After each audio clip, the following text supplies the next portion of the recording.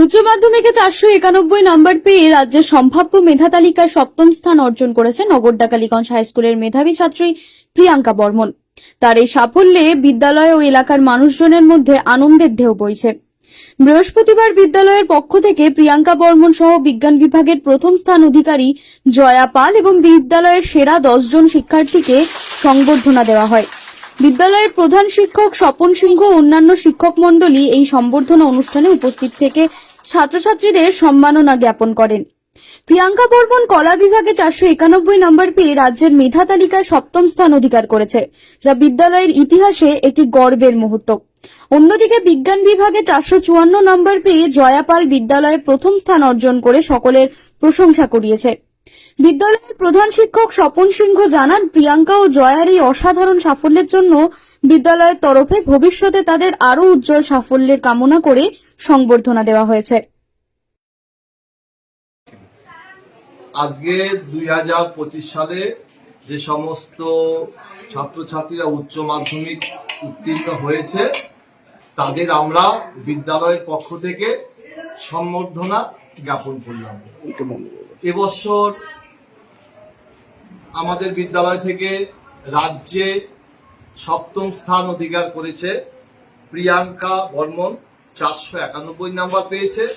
পাশাপাশি নিহারিকা 483, অল্পের জন্য এও 10th র্যাঙ্কে পৌঁছাতে পারেনি। সায়েন্স থেকে জয়া পাল 454 পেয়েছে মেয়েটি।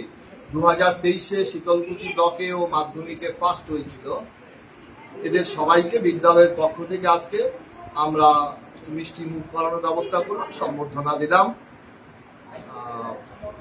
এই কর্মসূচি ছিল। আপনাদের স্কুলে এই যে প্রিয়াঙ্কা বর্মন বললেন রাজ্য স্তরে সপ্তম হয়েছে, এটা কি প্রথম আপনাদের স্কুল থেকে? রাজ্য স্তরে এইচএস এটাই প্রথম। এর আগে এইচএস ভোকেশনাল কৃষিবিদ্যা বিভাগে 2011 সালে শিবম সাহা রাজ্য স্তরে প্রথম হয়েছিল। ওর বাড়ি গোসাইহাটে, ও এখন একটা ভালো কাজ করছে। মাম্পি পাল 2010 সালে আমাদের স্কুল থেকে এইচএস এর মহকুমা স্তরে প্রথম হয়েছিল। 2014 সালে গৌতম বর্মন মাধ্যমিকে সাব ডিভিশনে ফার্স্ট হয়েছিল। 2018 সালে জয়দীপ সরকার মাধ্যমিকে ব্লকে ফার্স্ট হয়েছিল। সাগর পাল গতবার 2024 সালে সায়েন্সে সাব ডিভিশনে ফার্স্ট হয়েছিল। তো রেজাল্ট হয়েছে, কিন্তু রাজ্য স্তরে উচ্চ মাধ্যমিকে এটাই আমাদের মানে প্রথম রেজাল্ট। 20 বছর হয়ে গেল, 2006 সাল থেকে আমাদের উচ্চ মাধ্যমিক এখানে চলছে। 20 বছরে এটাই আমাদের সবচেয়ে বড় প্রাপ্তি। আমরা আনন্দিত, আমরা গর্বিত।